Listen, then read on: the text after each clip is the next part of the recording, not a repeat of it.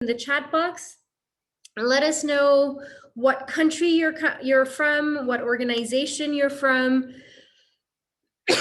Please, when you do introduce yourself, please select all panelists and attendees so that everybody can see. If you only select all panelists, then only the panelists can be introduced to you. So I hope you select all panelists and attendees, select where you're calling in from today, what country you're from, and what organization you're doing.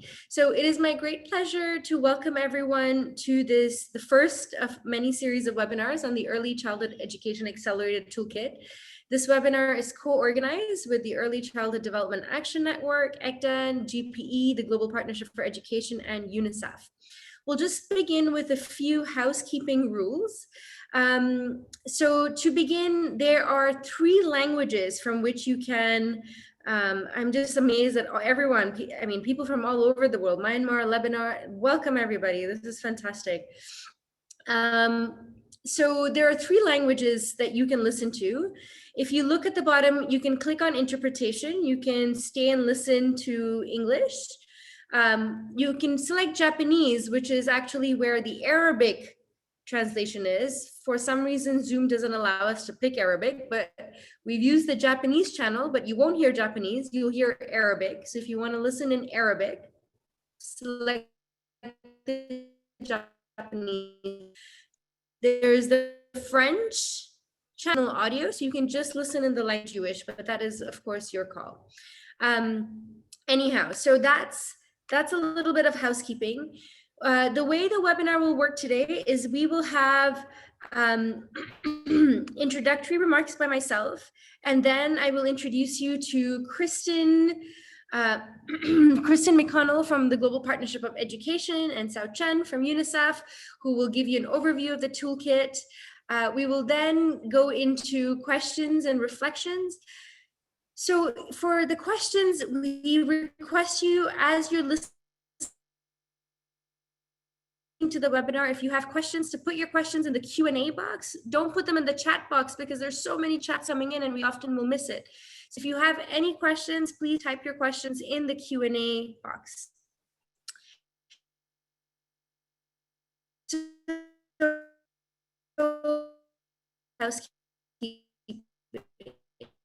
So just to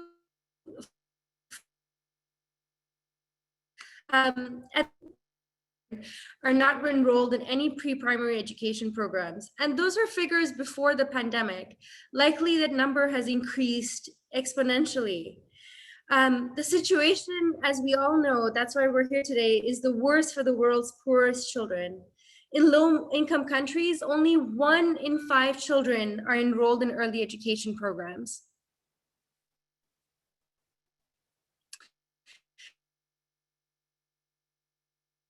In only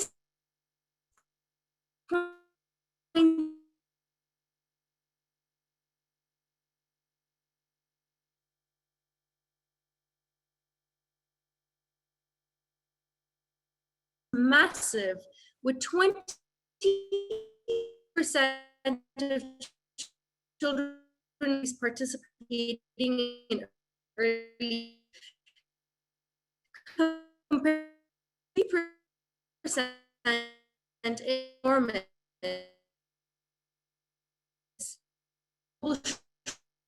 Short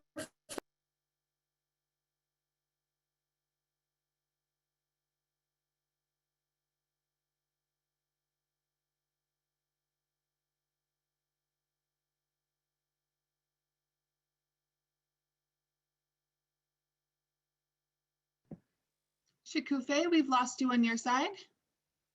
Can you hear us?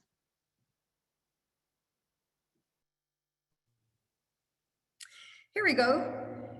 I am in Bangladesh right now, and as a lot of our colleagues from all over the world know, we don't always have good internet. So again, another part of our challenge is working in low and middle income countries, but I am back.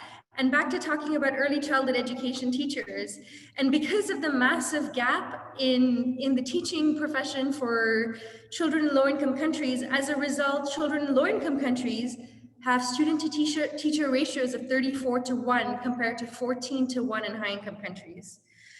Friends, this is why we're here today. We are all here today because we know what the promise of early childhood education is, not only for the development of our children, but also for the improvement of the efficiency of the education system overall. We know how important this program is, and this is what we're here to do today. This is a massive, massive challenge, and we need to urgently and rapidly scale early childhood education programs. And so in order for us to do that, we have to work at the systems level. And this is where the Early Education Accelerator Toolkit comes in. It's a collection of tested resources with countries that we're constantly adding to, constantly improving, constantly adapting. And today we are here to introduce it to you so that you can use it and you can become part of the community that improves this toolkit. And it's intended to strengthen country capacity to better analyze, plan, and implement early childhood education programs at scale with interactive, customizable, and action-oriented tools. And so for that, I'm going to turn it over to my dear colleagues, Kristen McConnell and Sao Chen from GPE and UNICEF, to actually take us into a deep dive of what is in the toolkit and how we can use it. So over to you, ladies. Thank you so much, Shikufe. It's a pleasure to be here. It's also, as Shikufe mentioned, so wonderful to see everyone's introductions in the chat function. It looks like we have over 140 people participating right now, and that number looks to be only rising. And I'm really inspired to see people chiming in from literally all over the world. So welcome everyone, and thanks for joining us. I'll only take up hopefully a few minutes of your time, giving you a little bit of a background for the toolkit, how it was formed, what some of the audience is for the toolkit, some of the key features. So just bear with me for the next few minutes. So, you know, as Shikufe mentioned, we know that delivering quality early childhood education is one of the most critical and most cost-effective investments a country can make. Right, to reduce inequality and to improve learning throughout life. I think everyone joining here today, you know, comes with that knowledge and intent. But we also know that there's limited knowledge about how to bring quality early childhood education to scale, right, within national education systems. And this is a challenge, particularly in developing countries. So at GPE, we actually see this reflected in the planning space, where early childhood education tends to be one of the least developed sections of education sector plans. And so for the past few years, we've had the BELDS initiative, which was the Better Early Learning and Development at Scale, which has been focused on increasing country capacity for sector analysis and planning for the early childhood education subsector. This BELDS work, in partnership with UNICEF, provided hands-on capacity development in 4 partner countries. So that was Ghana, Lesotho, Kyrgyz Republic, and Sao Tome. And all of these countries were developing their education sector analysis or their education sector plan and asked for specific support in mainstreaming early childhood education into these processes. So while that support varied from country to country, the types of asks were similar. And so this toolkit, the ECE Accelerator, was born out of these 4 country experiences and asks and needs and demands, and supplemented by other country experience and other development partner experience to create this global resource of tools that are available for all countries. So in short, the toolkit aims to, you know, really help support countries in developing and mainstreaming early childhood education into sector plans and budgets, while also building overall capacity in basic early childhood education, you know, for data analysis, prioritization, planning, and costing to make sure that we have a stronger early childhood education subsector. So because the ECE Accelerator was built from these experiences of those countries who were at the early stages of planning, right? They were at this education sector analysis or ESP development stage. The main features of the toolkit right now are highlighted in that space, right? The toolkit currently consists of tools and resources really at these foundational stages of the planning cycle. That being said, the toolkit is a living document that will continue to be added to over time, right? So as as the toolkit grows from your interaction with it and other country experiences, right, it will expand from just having tools in the education sector analysis, plan development, appraisal, and endorsement stage to also go into implementation, more resources on monitoring and sector review, and evaluation. So please feel free to use the toolkit now, but stay tuned that more rich information is coming. And although we're focusing right now on the ESP cycle, and kind of grouping tools into where they fit within this cycle, just please note that the tools available to you in this toolkit may be used beyond sector planning. For example, they might be used for policy formation, for advocacy purposes, and a whole lot more.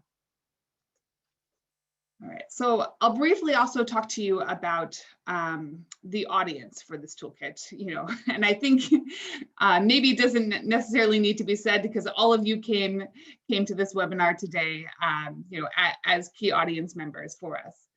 But the toolkit, as you know, is a free online available resource to the general public, but our target audience consists of country stakeholders and development partners whose work involves policy setting, planning, implementation, and the management of early childhood education, right? So these might be people specifically working in early childhood education, right? So it might be members of the Ministry of Education or other ministries who work directly on early childhood education, right? Or it might be other development partners who support ECE programming, policy development, etc.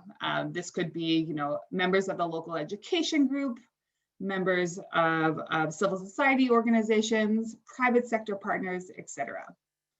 As Salchen is going through the website as I'm speaking, but you can see another key audience member are those who work in the planning, policy, financing, and management stakeholders, right? So these professionals don't necessarily need to be early childhood professionals, but there are those who work in the education, public administration, and finance space, who may be also working on sector planning and early childhood work will come across their desks related to this intersection. So these people are very much a key audience for this toolkit. And lastly, as we've noted here on the website, our audience members are any other organizations that provide technical assistance to governments working on early childhood education, planning, implementation, programming, policy, etc. So again, thank you all for joining today. I think many of you are already fit into this matrix of who our key audience members are.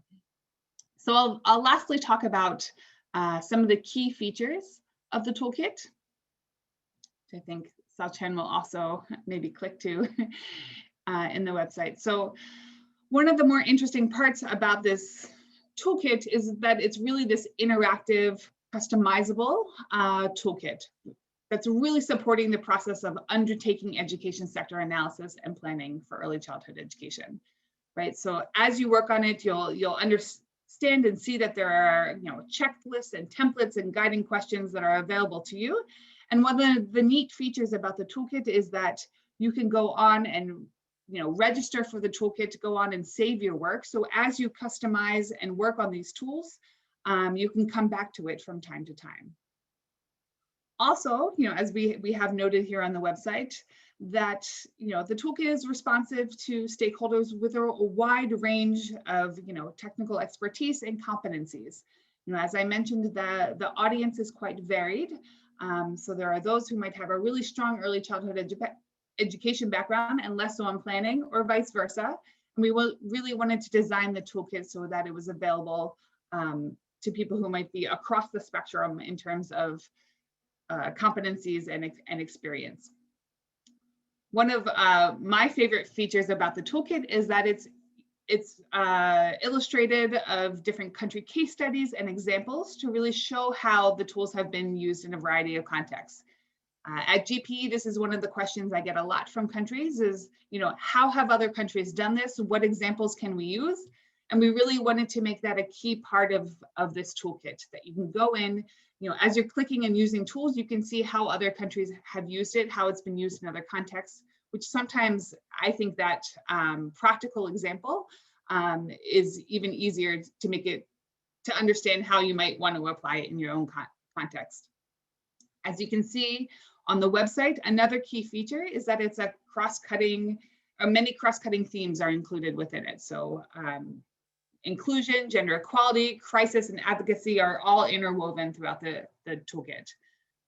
And lastly, you'll see that a final key feature here is that it links with other supplementary resources. So I mentioned that the toolkit development was from these 4 country experiences, as well as many others that went into it. We have a wide library of rich resources that will continue to grow as the toolkit continues to live and develop.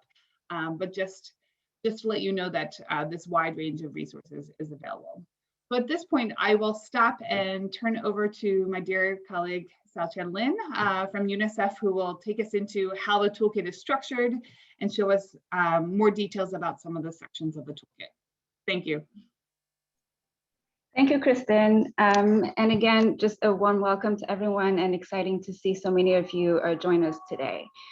So now that Kristen has given you kind of the background to the toolkit, let's take a look at how the toolkit is structured and how it's organized, and maybe some suggested steps on how you can navigate through this toolkit, because it is quite comprehensive and it can seem kind of daunting, but don't worry, we'll walk you through the different sections and some of the tools that are featured in this toolkit. So at the top of the website, you'll see that there's a tab called How to Use the Toolkit. And if you click on this tab, it will bring you to this page, which gives you guidance and explains how the toolkit is structured and how it's organized. It also will give you kind of an overview of the contents of the toolkit. It also has proposed steps for how you can navigate through the toolkit, and so that it can help you identify what are the most relevant sections or tools for your particular context. So how is this toolkit structured? When you think about countries going through education sector planning processes, as Kristen has mentioned, the ESP cycle is the anchoring framework for the toolkit. And so when we think about countries that go through that process, there are certain key milestones or steps that are common for all countries. And while each country's journey is certainly unique, they have their own experiences, their own context, these key milestones or steps are common for all of these countries. So what the toolkit does is it reflects these key steps and these key milestones and accompanies the users as they go through their process or their journey of analyzing, planning, implementing, or reviewing early childhood education programs. So when you scroll through down the screen, it takes you through this path of this journey, and accompanies the users as they go through this path or this journey. And as you'll see, the toolkit is organized according to these key steps and milestones, as I've mentioned, and each section reflects a key milestone or key step or key phase. So let me just take you through very quickly this journey, and then we'll come back and unpack a bit each section so that you can kind of get an idea of what are the tools in each section.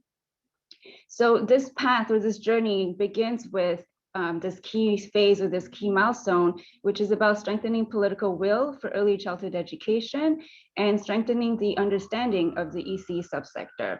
So this comprises section 1 of the toolkit. Next, the next phase or the next milestone is conducting early childhood education data and policy mapping and analysis. And what this entails is conducting a very comprehensive analysis of the ECE subsector, a diagnostic of the ECE subsector, so that you can identify what are the key strengths or the key challenges of the subsector. So this comprises section 2 of the toolkit. So once you have this analysis and you have identified what are the key strengths and the major issues or challenges that you want to address for your subsector, you go into establishing your vision for the subsector and start to think about what kind of strategies or activities might be needed to address these priority challenges that you've identified. So that's in section 3.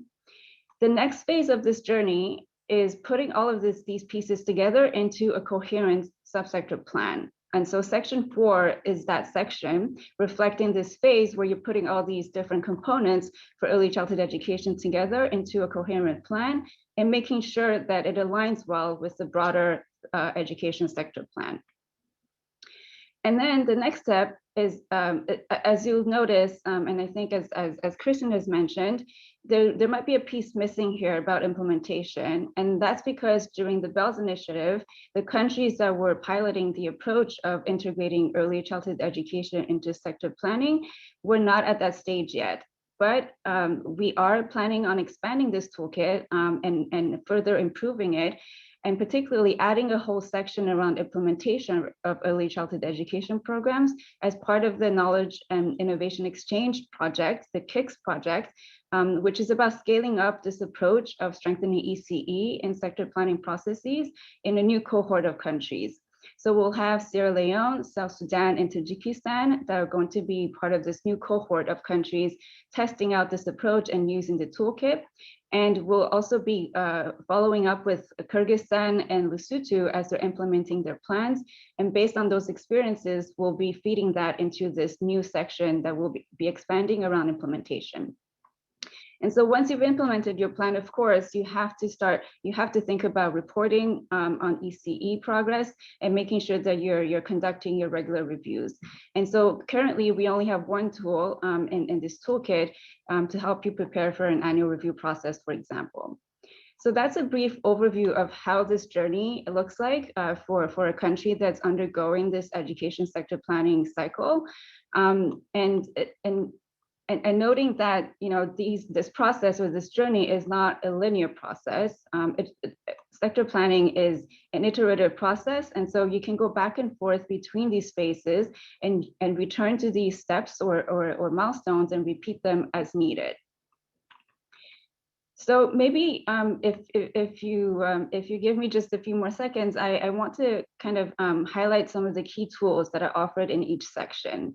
So the way that we've designed this toolkit is for each section, we articulate the goals of the section or the objectives of the section. And then, you know, this gives you a snapshot of what this section is about. For example, section 1 is about strengthening your advocacy efforts for ECE, helping you to establish an ECE technical working group, and making sure that everyone has a common vision around what is an effective ECE subsector that can deliver quality ECE at scale.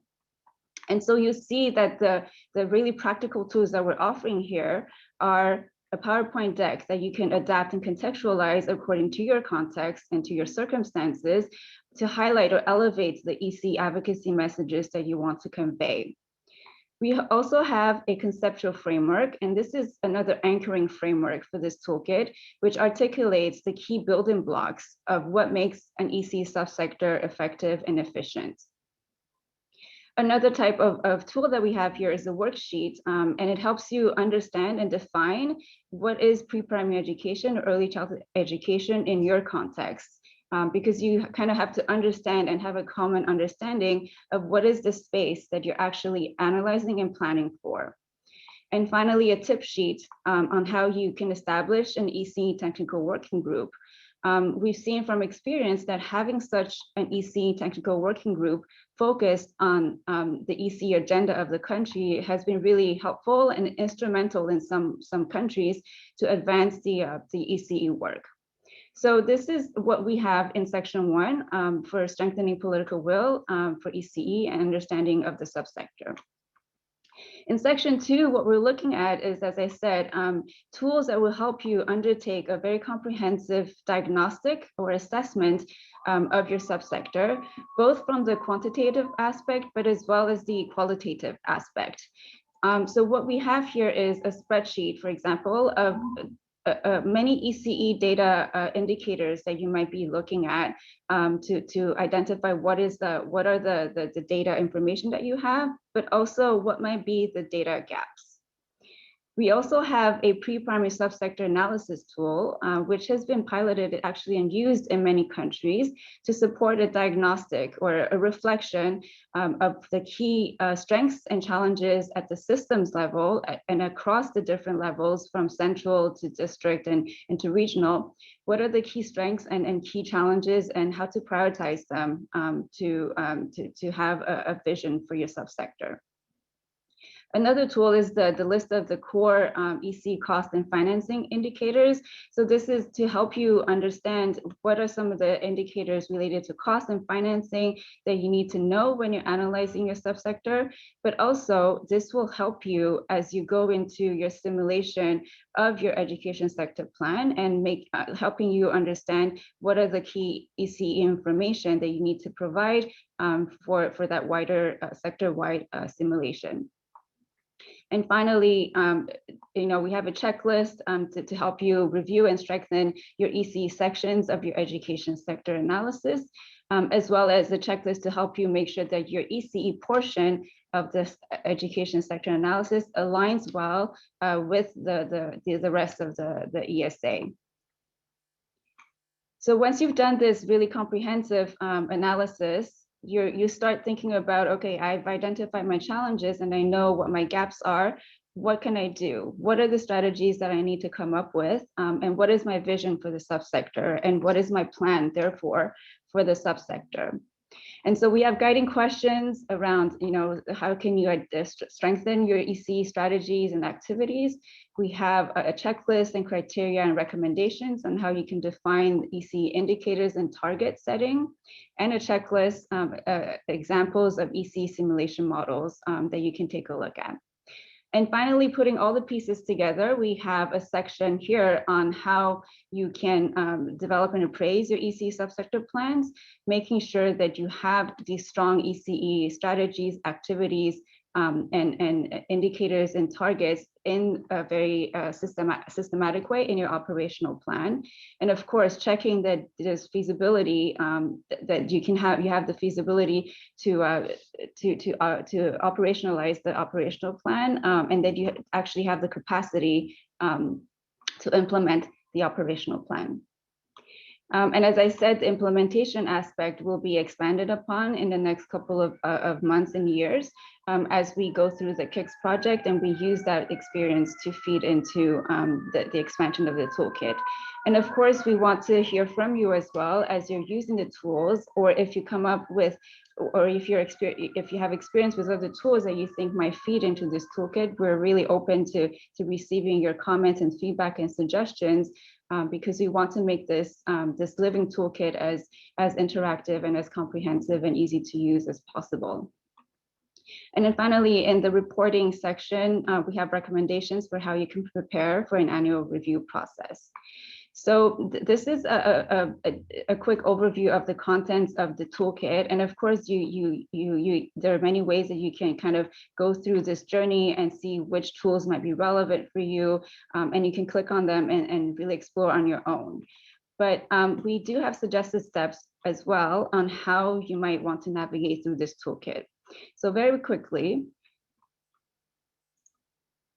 we have a self-assessment questionnaire, which I can go through very quickly in a little bit, which is kind of the starting point to help you identify which sections or which particular tools are most relevant for your context. And we can go through that in just a bit. The second way that you can do this is through the search function, which is at the very top of the website. Of the page, and you'll see if you click on it, you can type in the search words that you want, and then it will generate, for example, if I go education sector analysis, it will generate the resources, the glossary, the tools, and related events that have these words in them, and then you can identify which ones you think you're interested in. But if we go back to how, the suggested steps, we have the self-assessment, as I mentioned, the search function. And then of course, you can basically just go through this journey as I did and see, maybe perhaps you're developing a plan right now, and you can look at if the tools in the sections about developing a vision or putting pieces together into a sector plan, if any of these tools might be relevant to you. And of course, going back and forth between the sections and the tools, because this is an iterative process. One of the things that that's kind of neat about this toolkit is that you can create an account, as Kristen mentioned, so that you can use the online format of the tools. And as you're working on them, if you want to save your work and then go back to them after, that's the way to do it when you create an account. So we welcome everyone to create an account. You just need an email and a name, and we'll be you usually you'll get the account created within 24 hours. And as Kristen mentioned, also we have a contact us section. We want to hear from you, how you're using the toolkit, how you're adapting it, but also the case studies. We want to use your experiences as case studies to highlight how this toolkit can help you advance your analysis, your planning, your implementation, and your review of early childhood education programs. So please do use this contact us link to share any feedback.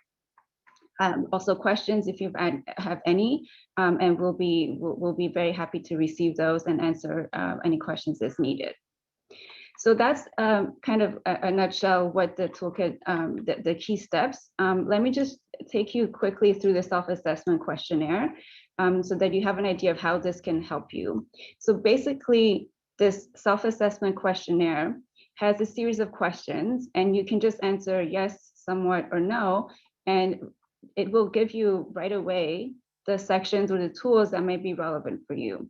The first part is identifying the foundational tools, and this is all around section 1 of the toolkit, understanding if you have the political will and commitment in your country to advocate for ECE, if you have an understanding of what a subsector, a strong subsector looks like, and then do you have a clearly defined definition for your subsector in the country. And so let's say there is political will, so you can click on yes. Do you have an understanding? Let's say it's only somewhat. If you click on it, automatically it gives you a suggestion of a tool that might help you have a good understanding of the subsector. If you don't have a definition, for example, of ECE or ECD, you can click on no, and then the tools or the sections that might be relevant are suggested. So that's just like the first step. The next step is really about identifying the tools that might be helpful when you're, depending on your sector planning process. So let's say that you are currently developing an education sector analysis. If you click on yes, then it refers you to the tools or the sections that you might want to look at. If you're developing an operational plan, if you click on yes, already it gives you the sections, but as well as particular tools, and they're already hyperlinked and you can just click on them. So this is just another way that can help you navigate through this toolkit to identify which sections or which tools in particular might be helpful to you. So this concludes our overview of the toolkit. And of course, there's many more kind of little neat things that we want to share, but we will also give you, we welcome you to just kind of explore this toolkit because it's meant to be interactive. And I think as you're exploring it, you'll find that it can also be a fun exercise just to go through it and see what you find more useful and relevant. And of course, we want to hear from you if you have any suggestions. So now, next, we have exciting presentations actually from Somalia and from our UNICEF East and South Africa region colleague who want to kind of share the reflections on how this toolkit and some of the tools have been relevant or might be relevant for their context and how some of these tools have been used or might be used going forward. So we have our speakers from Somalia. So Ms. Amina Sharif Hassan, who is the ECE Technical Advisor at the Department of Education Services and Development at the Ministry of Education, Culture, and Higher Education of Somalia. We also have on the line Mr. Mohammed Hassan Mukhtar, who's the Director of Curriculum at the Ministry of Education of Somalia, and Mr. Ali Mohammed Hersi, who's the ECE focal point at the Department of Education Services and Development. So following Ms. Amina's presentation, we'll hand it over to Mr. David Besa, who's the ECE consultant at our UNICEF East and South Africa region. So without further ado, I'd like to pass it over to Ms. Amina to kind of give us a quick overview of what is the current context in Somalia and how you think this toolkit might be relevant for your context, as well as how you're thinking about how the Somalia team is thinking about using this toolkit going forward. And then following that, we'll hand it over to David. Thank you. Over to you, Ms. Amina.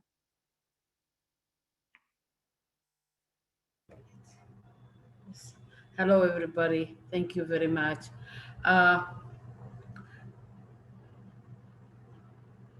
Start your video. Okay. Am I on now? Hello? Yes, we can see you and hear you. Okay.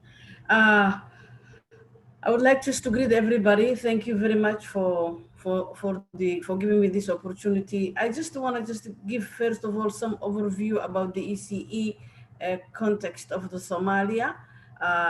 As you know, Somalia is a war-torn country. It's recovering, and the ECE and schools also were collapsed. And if we just, I want to just give you a short, and then good people started to work on the education sector, and it was also private and different and scattered from different background of curriculums, and just they try to establish and put together the pieces to establish the education. Fortunately, the Ministry of Education come on board, and then in 2017, it was the ECE was in the education sector planning education sector strategic plan. That's how it came, and I want to just show you that there is the political will from the government side that they want to also invest and also incorporate the education system, the ECE. So now, as me being the ECE technical advisor, before I came on board, there was also one of the major and objectives or goals was to reach to strengthen the capacity of the Ministry of Education, and also with the states to establish ECE focal points, which will work and coordinate about the ECE programs in Somalia. So given to this, given to the Somali situation, it didn't happen before 2017 to 2020. We just started in 2020, 1920, just to put together this, and now ECE will come on the priorities of the Ministry of Education as it was, but this time with implementation, and it's going to come onto the education sector plan. Now we are starting the education sector analysis, and this toolkit came on the right time that we can use it appropriately with a clear vision, and with the clear process and steps that we are going to follow to make or produce the ECE sector analysis, education sector, ECE sector analysis, or component analysis of the Ministry of Education. So one of the things I really I like this, as the former speaker said, this is a living document. This living document will give you a room to maneuver, and particularly going to the looking or taking an advantage of the sustainable development goals. This is a 4.2 goal, and it's that means that this is a universal agenda that we have to all, as people in the world, to fulfill, all governments to fulfill. And with this tool, we are going to have more clearer and more and process related steps to take over while we are working on our program.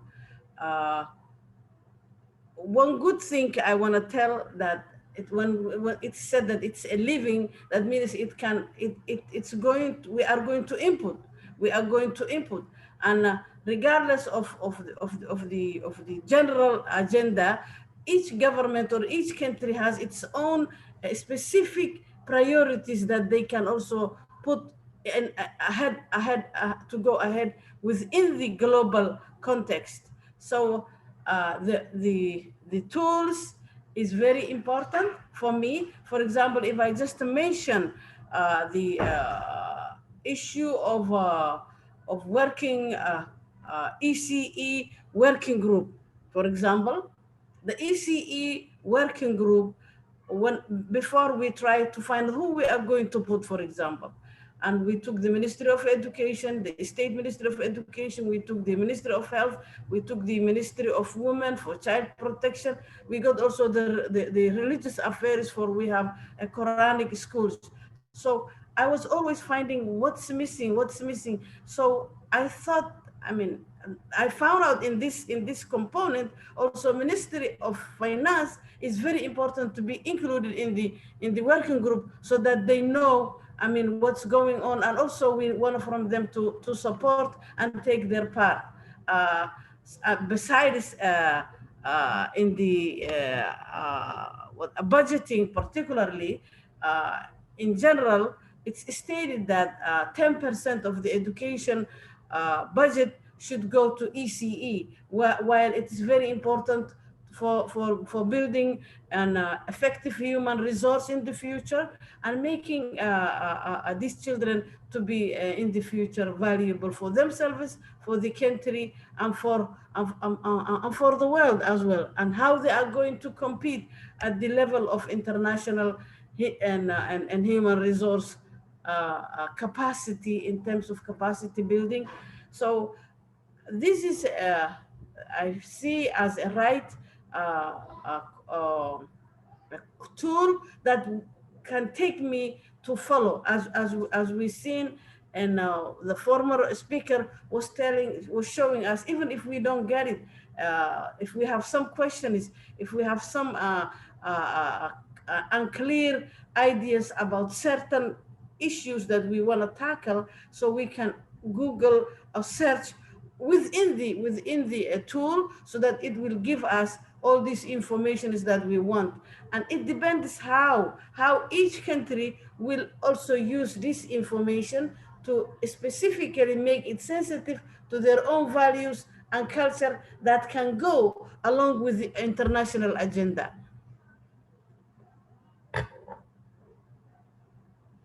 So I think I'm going, if anybody has a question, or if I missed, so you can still ask me what I'm going to put. I would like also to, if Mukhtar also will add, or Ali, I really appreciate. Thank you so much, Amina. We'll save the questions for the Q&A section, but if people do have questions, please write them in the Q&A chat. Over to you, Mukhtar. Thank you, Amina. Thank you, David. I think Amina has covered everything, and really we are a country that's recovering from a lot of things. Now, Amina came to us, and she took us to the world. Now she's doing well, and this kid really guided us to do a good plan. So I have no words to say, but I want to thank Amina and the kid developers, and that's all what I want to say. And if there is a questions, we will handle it. Thank you. Thank you, Amina and Mr. Mukhtar. So we'll see if there are questions in the Q&A. In the meantime, let's hand it over to David to kind of share his reflections on how this toolkit has been used in his region, in East South Africa region, and how he sees this toolkit as relevant and going forward, how it might be contextualized or adapted in the countries that, that he supports. Over to you, David. David, you're on mute. Thank you, and hi to everyone. It's exciting to really present this user-friendly tool that we've extensively used in East and Southern Africa. And the first aspect of what we have to say has to do with how the toolkit have been useful. This toolkit has been very useful in that one, it has been used to strengthen enabling environment across East and Southern Africa, with the countries that we've worked with. So I'll give you one example of that. It's Ethiopia, where the country conducted a deep dive diagnostics of the ECCE subsector, and they used the information to revise their ECCE policy and are now working on a strategic plan for ECCE. Also in South Sudan, this toolkit was used to inform the revision of the national ECE strategy. We've seen this toolkit being very useful in strengthening the enabling environment, early childhood education. Another important aspect of usefulness is the integration of early childhood education into the mainstream education system. So this toolkit has been used in Mozambique to integrate early childhood education into the broader education system through the education sector analysis and the education sector plan process. And we've also seen this in Lesotho, where the diagnostics that was conducted was also used to mainstream early childhood into the broader education system that now has a program component within the education sector plan, as well as in Mozambique.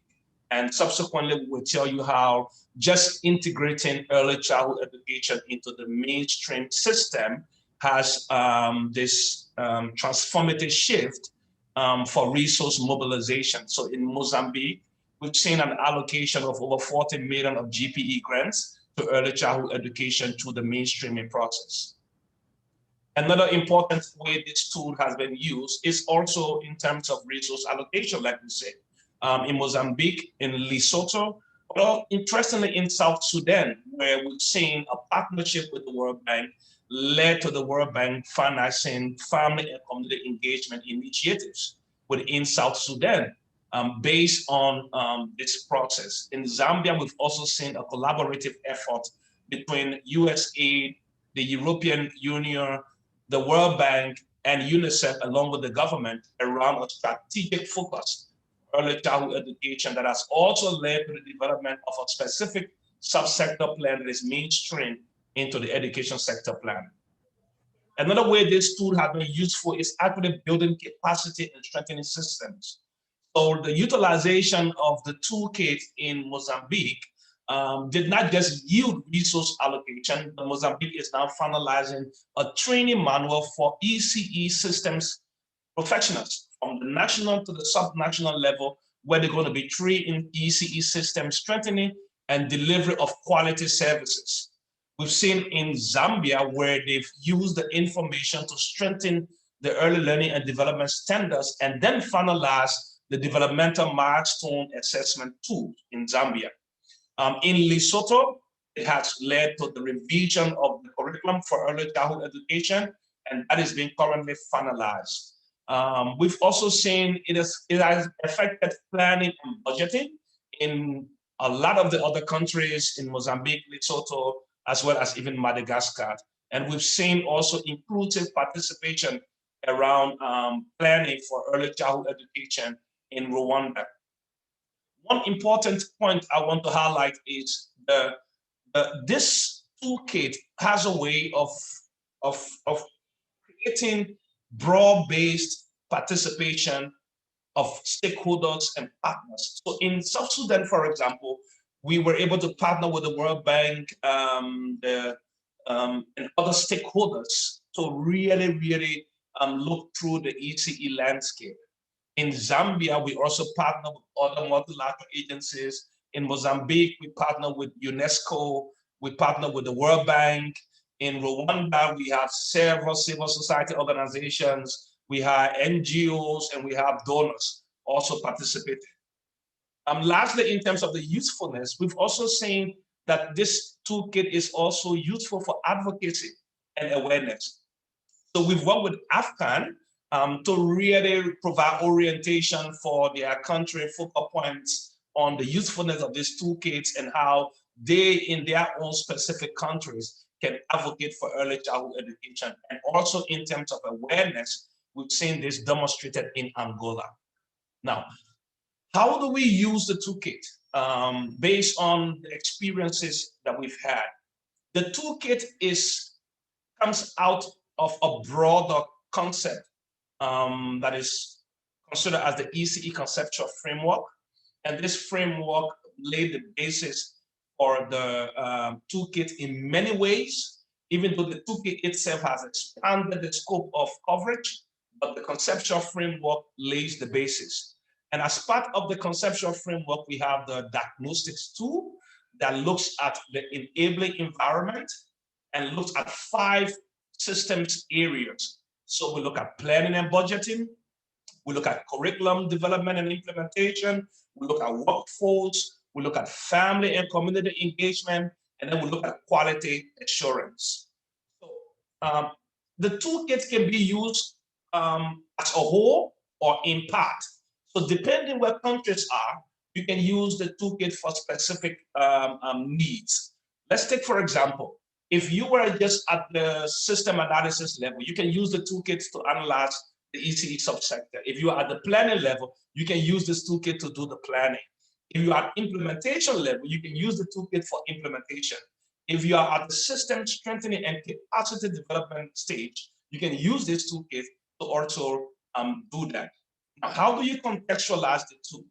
The experiences that we've had is that we allow this process to be country-led. So the countries themselves will review the tools in the toolkit, they will contextualize it to their context and make it relevant.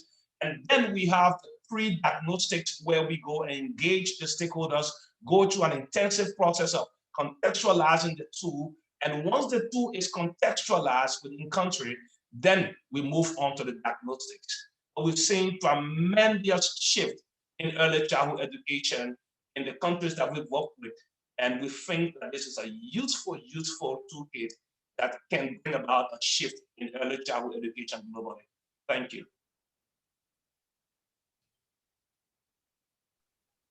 Thank you. Thank you so much, David. All right, I think that takes us to our Q&A section. Is it not correct, Xiao Chen? Yes, that's correct. Excellent. So I'm going to request all the panelists who have spoken today to turn on their videos. And we will kick this off. So again, please enter any questions you have in the Q&A chat. And to kick us off, I'm going to invite remarks from Rukaya Diawara from UNESCO. Rukaya, please unmute yourself and share the perspective of UNESCO and a few reactions to the toolkit. Thank you very much, Shakofi, for giving me this opportunity. It is again a great pleasure to be with you on this very exciting activity. Unfortunately, I'm not able to turn on my camera. I think I am facing some challenges, but anyway, you will hear my voice. Thanks. I would like first to thank a lot UNICEF for involving us on this activity and also calling in terms of partnership to see how together we can maybe all work together and use this very interesting, this excellent toolkit to support the countries. As you all know, we are working on this global partnership strategy for early childhood care and education, which is aiming to bring all the development partners, the countries, and also other actors in ECCE to work together and to deliver as one, and to see how we can together also echo very interesting activities. And this one, for example, this toolkit for UNESCO is very, very, very timely and useful for the countries. What we would like to do with is to use it in this global umbrella, which is the GPS. And under that one, we would like to use it for also this, what we were calling building block, but now we are calling it strategic for results. The one which is on strengthening the normative work on early childhood care and education to ensure universal access to quality and inclusive education, early childhood care and education. We would like also to use it in the support of different countries on how to make the pre-primary education, at least 1 or 2 year pre-primary education compulsory for all of them. How we can use the toolkit to strengthen the capacity at country levels, and also to try to see how we can together deliver on this aspect. I don't know how minutes I have left. That's but great. Yeah. But I would like just to conclude also by saying that the toolkit will for sure help also the country under the umbrella again of the GPS to increase and share also information about the domestic financial and international education aid, how we can also count on domestic aids, etc. So basically it will be used for capacity building, for planning, and also for concrete measures to be taken at country level. This is what I would like to say at the beginning. Thank you, Rokhaya. And now I invite Alana Banin. Great. Hi, everybody. This is Alana Benin from IRC. I don't have the option of video, it seems, so totally fine. I just wanted to applaud GPE, UNICEF, and all related partners for this tremendous amount of work. I think, encouraging more thinking around pre-primary and how we see this embedded in country level planning is just incredible, and just so grateful for you all for bringing this thought leadership to the forefront.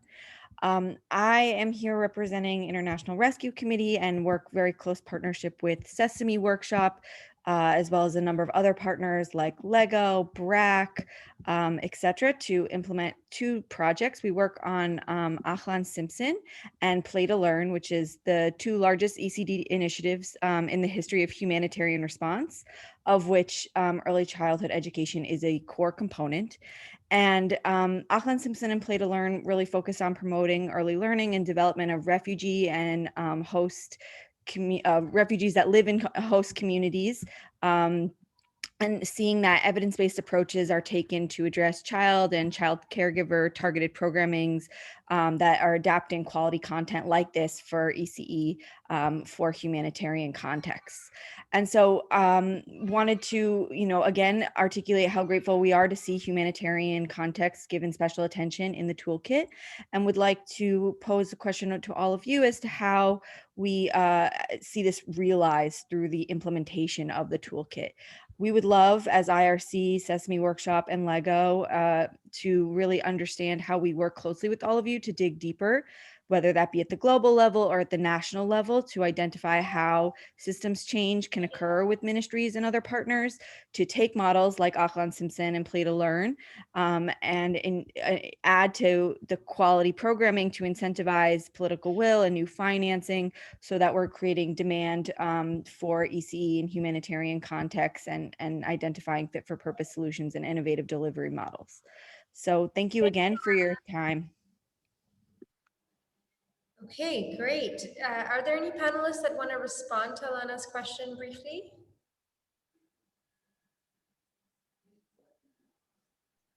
Sure, I can start, and maybe Kristen can add. And certainly thank you, Alana, and also Rokhaya for your reflections. And really exciting to see how in your respective organizations, you see how this toolkit might be relevant and useful as part of your work, but also as part of our collaborations together.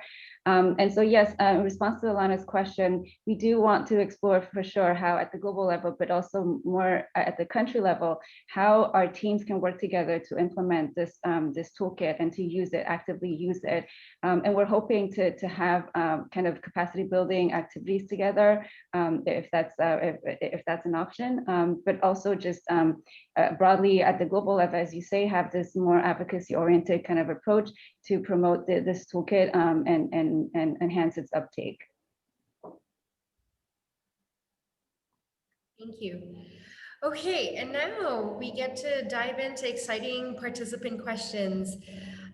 So I have invited a few participants to be able to speak live, and when I call on you, if you can just share your name, where you're calling in from, and briefly ask your question or share, and I will let you know when that time comes. But to kick us off, I wanted to start off with a pretty basic question that was asked by Nagar Saim Beram. Apologies if I mispronounce your name. And it's a question to the team. Should we follow strictly the steps, or is there a back and forth process on the toolkit? So what process to follow in terms of how to use the toolkit? Panelists, just jump in. Yeah, go ahead, Sauchen. Sure.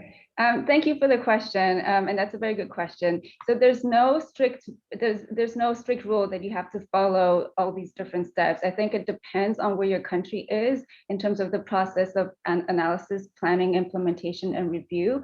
And as we've mentioned, this process in general is very iterative, and so you can go back and forth between the steps, and you can use the tools. You can repeat the use of the tools, even if you're in the implementation phase of your ECE plans. You might feel that you need to go back to the advocacy tools that might help you or strengthening your analysis for a particular aspect of your subsector. So it's not a linear process, and there's no strict way of using the toolkit. It's really depending on where your context is and what you feel might be most relevant at the stage you're at, and you can pick and choose the tools and adapt them as needed. Excellent, thank you, Sauchen.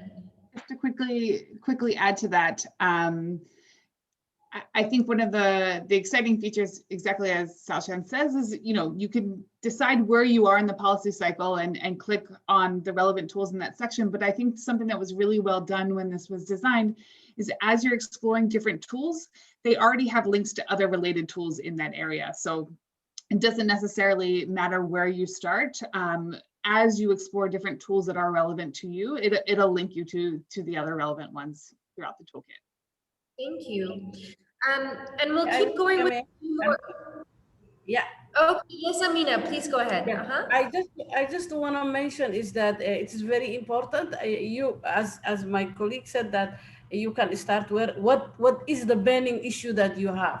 What is the issue that you need to tackle, and then you can follow that process. But I see it one challenge that I didn't mention before. The challenge of language. For example, in the Somali context, it's good if the tool will be put also translated into Somali language. And I think other countries may also prefer to have that translation, because we need these tools go into the grassroots level, to start from district level, to doing the analysis, ECE analysis, and then it will come to the federal level or state and then federal. So if people don't understand the language, there will be always barrier on how to use it. So I will just add that. Thank you. Thank you, Amina, and very good point on the languages. And so just so everyone knows, the French and Spanish versions of the tools will be available, and they'll be available for downloading towards end of this month or early April. And we are exploring the other languages that we should be translating the toolkit into. And we're hoping that because these tools are meant to be adaptable and contextualized, that a particular country, if you do want to translate, you can certainly just download the tools and have them translated as well. And so, Sauchen, on that note, if someone is interested in translating for their country, what is the process so that the same thing is not translated multiple times by different partners? What is the process for that? Is there a process in place for that?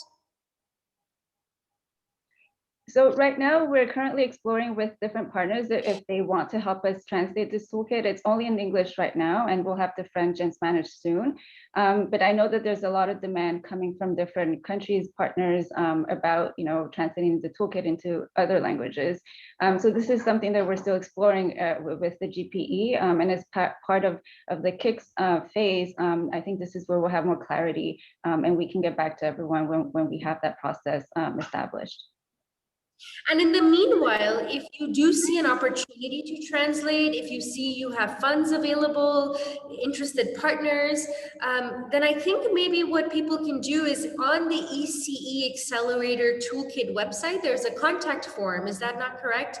Maybe they can quickly write the team on the contact form and just share with us so that we can coordinate with you. And so we welcome, this toolkit is a global public good, so it's meant to be owned by all of you, everyone, and we're all developing it together. And now you are all part of the family and the owners of the ECE toolkit. So, and great. So there's also an email address. So fantastic. So let us know. I'm now going to turn to Dr. Emily Vargas Barron. You have 2 questions in the chat. I want you to focus on the first question about the tool itself, where you ask about providing guidance. So Emily, please go ahead and ask your question live. Good morning. It's lovely to see all of you. I want to congratulate Kristen, Xiaochen, and also David, who made a wonderful presentation on this achievement. Getting this going is absolutely splendid. I think that the flowchart approach that you're using is very flexible. I love the ability of countries to adapt it to their own use. So there are so many strengths to this. I'm very, very pleased. But I did have a question about whether or not you, within the toolkit, provide assistance with guidance for consultation workshops or focus groups or interviews in order to ensure that you have strong ownership. One of the things we've learned in ECD policy planning is that if you don't have ownership, your ability to have long-term sustained attention to an area will not occur. And I heard in the voice of Amina that dedication, but I want to see that dedication at the local level, provincial levels, as well as at the central level. We don't want to have, completely central planning. Another thing is that our ministries of education around the world increasingly are going down to the infancy period, and they're emphasizing initial education. Quite a number of countries have the Ministry of Education now dedicated to parent education and initial education, and they put it into their education policies. So they're in the big policies. Can't we find a way to adapt this tool to bring it down to really encourage culturally appropriate, linguistically appropriate learning at the home level and in the childcare area where quality is so poor everywhere in the world? This would be a wonderful thing to be able to have that as an added plus. Thank you very much for the opportunity to ask my questions. Thank you, Emily.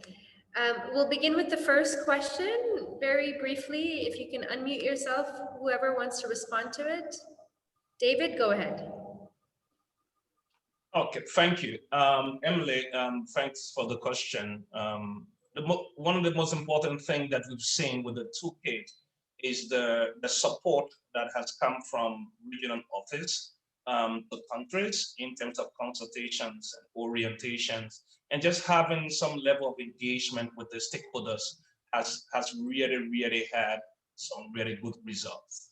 What we also are looking at is guidance notes of each of the different areas that will really influence understanding and practical steps at country level to enhance the utilization of the toolkit. Thank you. Thank you so much. Xiaochen, go ahead. Yes, just to add to David's comment, we do have a tool which is about helping countries to establish an ECE technical working group. And we've seen from experiences that having this ECE technical working group, which is meant to be inclusive, and we have tips in this toolkit on how you might think about who the membership should be. And having this working group has been instrumental in many countries to really have that ownership from across the board, from ministry, from global partners, from civil society, from even the teachers themselves and families and communities.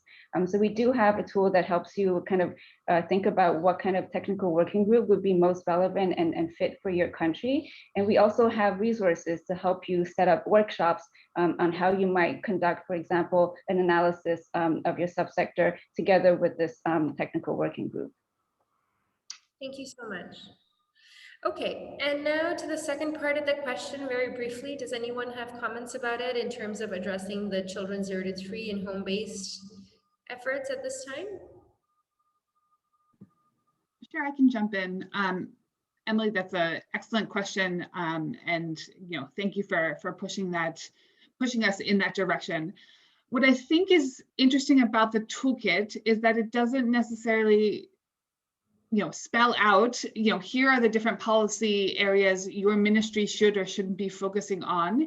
It's really a how-to, this guidance on making sure that you're having the appropriate conversations and having the appropriate analysis and things that, so within your sector plan, early childhood education overall is strengthened.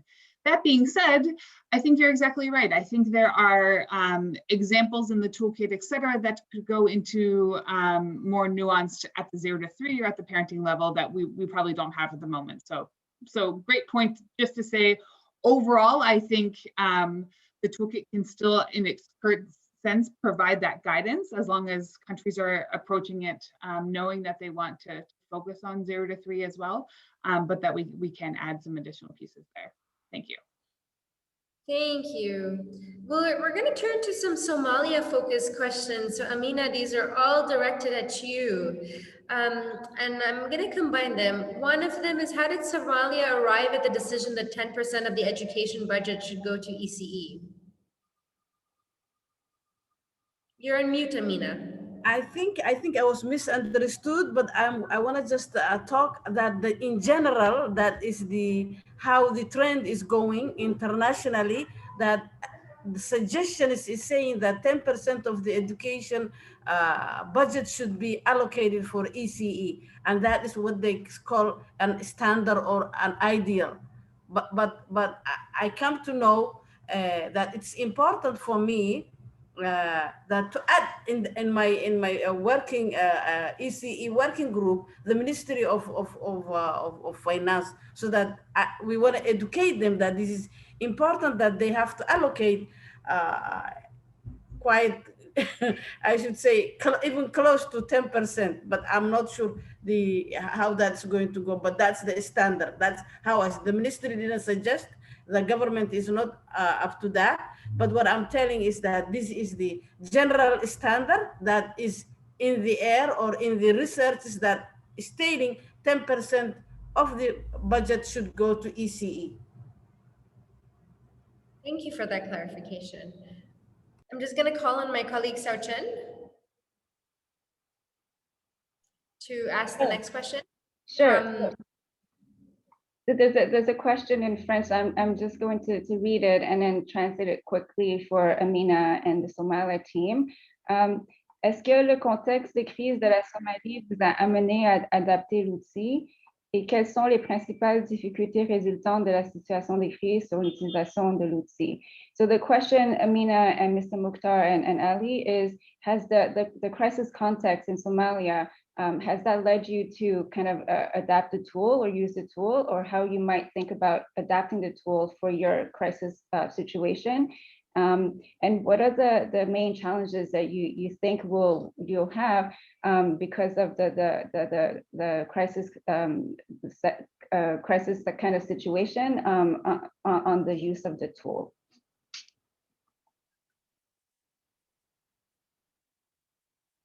Amina, you're on mute. Yeah, Somalia, a crisis is become part of the Somalia's daily, I should say, daily life. It is not something good, but it is there. So we had this issue since a long time. And the reason I'm saying that we need to get this tool translated into Somali, we want to spread up to the level that the education partners, those who are working in the education sector, to be reached, and that they understand, and so that they can also adjust according to their own needs and use the tool. Am I Thank you, clear? Amina. You are clear. Thank you. I'm going to ask on Carolyn Pendleton Nash.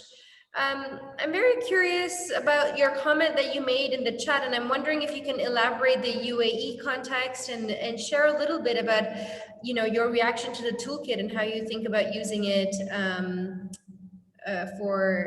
the UAE. Yeah, thank you for sharing, all this information about this excellent toolkit. I'm certainly excited to explore it. My question was whether or not the toolkit supports...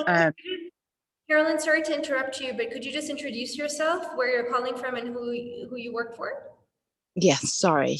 So it's Caroline Pendleton Nash. I'm an expert at the Ministry of Education in the United Arab Emirates, so I'm based in Dubai. And as I say, my question was whether or not the toolkit supports reporting against the Sustainable Development Goals, and whether or not the countries who had trialed the toolkit already had found that it was useful for that purpose. Thank you. Panelists?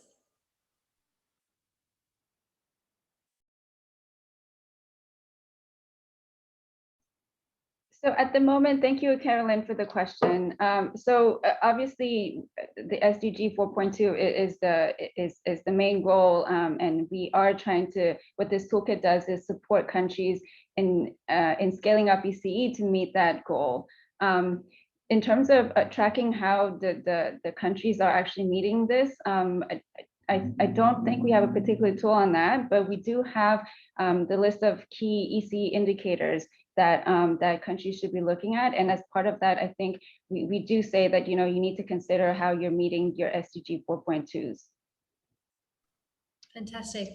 Thank you. I'm going to go now to Margaret Akinware. Margaret, do you want to unmute yourself, introduce yourself, what country you're calling in from, and who you work for? Yeah, hello. Hi. And I wanted to, and the reason I'm inviting you to ask is, one, you actually now have two comments, but one, you said you will try to use it to assess the situation in your country. So it would be great if you can share with us a little bit about what your ideas are about working in your country and using the toolkit. And then you had a question to Somalia. So I invite you to share both of those. But first, please do share where you're calling in from and who you work for. Thank you. In Nigeria, we have an early child care network, that is called the Foundation for the Promotion of Childhood Care and Development in Nigeria. And we've been working with the government to develop the plan of action and things on early child care for the country. So I'm just wondering whether this will be a tool which we can use for assessing the status of our early child care / pre-primary program for Nigeria. And David, that's why we will be interested, my NGO will be interested in using this tool to see whether what's the name of your NGO, Margaret? Yeah. What is the name of your NGO? FPCD, Foundation for the Promotion of Childhood Care and Development in Nigeria. We're in collaboration with ECDAN in Nigeria. Fantastic. I'm going to invite David Woods to respond to the question. Yes, Margaret, thank you. In actuality, you can use the toolkit to assess the status of ECE in Nigeria. I'll just give you a few examples. One, there are several countries that we've done this assessment in, and it really brought to light the reality of ECE. In one country, we were able to recognize that one of the reasons why the quality was so poor was because the curriculum was not relevant to the context. That the curriculum was outdated, it has been over 15 plus years, it has not been revised, teachers were not trained in the curriculum, so it really brought to light some of the major elements. In another country, they found out that the qualified teachers was not the problem. The country was producing qualified teachers, but the system was not absorbing the qualified teachers because they never had the financial envelope to bring more teachers on the payroll. So this toolkit will really help you assess the status of early childhood education, from planning to budgeting, curriculum, workforce, awareness, advocacy, public demand, government leadership, public policy formulation, and the policy gaps that you have in country that you need to address quality at scale. And David, did you have a comment from earlier on after Amina spoke about the crisis situation in Somalia? Yes, you see, Somalia is an interesting country, and I really, really love the Somalian case. This toolkit is going to be very relevant to Somalia in many ways. So, for example, Puntland is currently trying to work on their ECE policy. Now, one would think that that's not the thing to do, but guess what? In the midst of the fragility, they are trying to strengthen the enabling environment. So this toolkit is applicable. And then they're also going to do their education sector analysis. So this toolkit can also enhance that sector analysis with the integration of early childhood education into the broader system planning process. And we've seen this in South Sudan, even in the midst of fragility, where the education budget of early childhood education was 3%. After the diagnostics, the government increased it from 3 to 15%. So even in the midst of fragility, there are systems that can be strengthened, there are environments that can be strengthened, and there are other interventions that can still happen. That is such a great message for all of us. So inspiring, David. Thank you so much. I'm going to now invite David Sonjor. Please, if you can introduce yourself, tell us what country you're calling in from, who you work for. And David, I'm very interested in the idea you had on the Q&A about conducting this webinar again. And I wanted you to share a little bit more about that idea and what your thoughts were about doing this webinar again. So David R. Sonjor, if you can unmute yourself.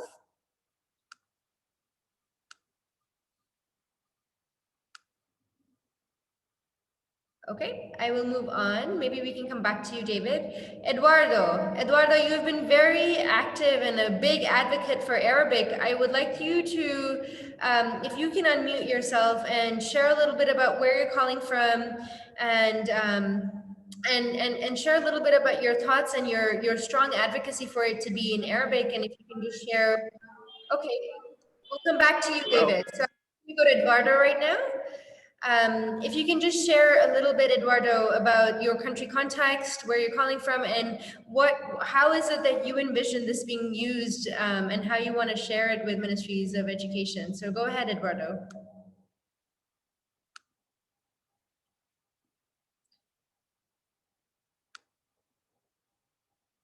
Eduardo? Okay. All right. Maybe we'll go back to David then, come back to Eduardo. David, are you able to unmute now? I am trying. Hello? Yes, we can hear you. Great. So okay. David, if you can introduce yourself, what country you're calling from. And as I mentioned, I was very keen for you to talk about the idea you had about this webinar again for political will. And if you can share a little bit about what was behind that idea and what provoked it. Well, I want to say good afternoon to all, and it's a great time listening and even getting this lot of experience. My name is David Arosonjo, and I come from Liberia, West Africa, and I work for We Care Foundation. We have a project that I'm working with directly, which is the Family Literacy Initiative. It is a home-based educational program, but it deals with early childhood. And what really stirred out in me to ask if this webinar could be repeated, I see it as a tool, and not just as a tool, but it's very resourceful. I see how this can be fitted in not just the organization, but for the country to enrich its program. And as Liberia also is more empowered as it relates to this ECE program, we have the early childhood department in our ministry, and that is a very good political will for us as Liberians. But if we have a lot of people, a lot of country participating for this in this toolkit, I think it will help us understand globally how we can all develop the human resource, especially for the common children, and even for our countries as a whole. So this is where I thought it wise, because just having it one time, to me, I think if we have it the second time, we have more people to participate. And I was also thinking about involving other people to improve political will, so that ECE toolkit can be absorbed in other countries, and other people will see reason to accepting it. This is where I was really looking at, but I see the tools very important and useful and resourceful. Thank you, David. And you know, I really wanted to highlight David, because I think that's the approach we all need to be taking. We need to be coming up with ideas that work in our context and figuring out what we need to do collectively. But I'll have the panelists. Amina, you have your hand up. David Woods, you've unmuted yourself. I would love your reaction to how we can, you know, support each other more with country action. Go ahead, David, and then Amina. Thanks, and thanks to David also. I'm actually calling from Monrovia, Liberia. It's interesting to see that even in my own country, there are needs for the operationalization of the toolkit. But one of the ways that we can disseminate and broadly make this toolkit a part of our daily living for early childhood education is to work through entry points. For example, I know in Liberia, the education sector analysis and planning is coming up. So that's an entry point to really use this toolkit. I know UNESCO is the grant agent for the plan development. So that's one area for We Care to start engaging through the education sector group on using this toolkit for the sector analysis. I know Liberia is big on early childhood education already into their plans, but this will really enhance it further. In other areas, we can use regional networks like AFCAN. We can use the AAU cluster on policy and advocacy. We can use the East and Southern Africa network. So all of those entry points are mediums through which we can further orient people about the tool, and especially when there are high-level meetings. I know a lot of them coming up globally, where ministers of education are going to converge. These mediums can also be used as entry points to really further create awareness about the tools. Thank you. Thank you so much. And Amina, I'm going to give the last word to you if you have any final comments or thoughts. Yeah, I'm just want to just highlight that this tool for me is new at the present. We are not the countries that piloted and really experienced in details, but I believe this tool will be very important. And from our aspect as the Ministry of Education, I'm thinking to invite the planning departments of state level and federal level to come together, and we will really train them and give them an insight of this tool so that it will be easier everybody to understand and use it.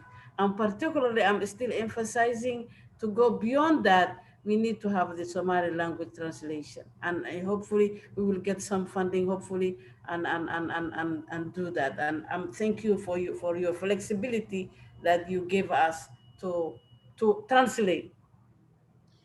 Thank you so much, Amina. So with that, we'll close the webinar. But before I do, I want to, again, welcome each of you into the family, into the champion, into the inner circle of the ECE Accelerator tool.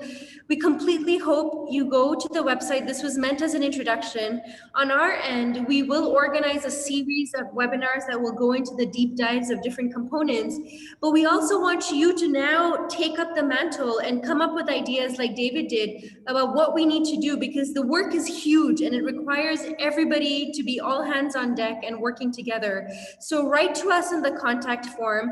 I do hear calls for where is it being done in South America? Who's working in South America? David just found out someone else in Liberia is there. So we as a team need to think about how we can better organize so people can connect with each other and see who is working where. And these are the things we will work on. But please, this is a work in progress, and now it is your work in progress. So looking forward to hearing from each of you and hearing about how you are taking up the cause in your country. So spend some time on the website. And if you go into ecdan.org and sign up for the mailing list, you will get access to when the next webinars will be. So just join the ECDAN mailing list, and we will be organizing more webinars.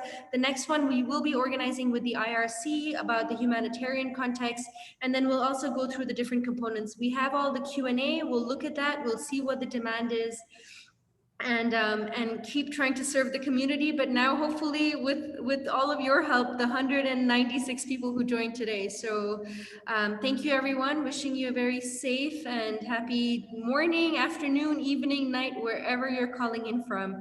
The recording will be available and will be shared with everyone who's registered in the next day. Okay, everyone, thank you. Have a great day. Thank you. Thank you.